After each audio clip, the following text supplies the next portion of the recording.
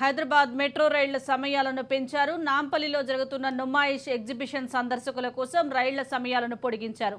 మియాపూర్, ఎల్బీనగర్, నాగోల్, రాయదుర్గం మార్గాల్లో చివరి మెట్రో రైలు రాత్రి 12:15 మొదలై 1 గంటకు గమ్యస్థానాలకు చేరుకుంటాయి.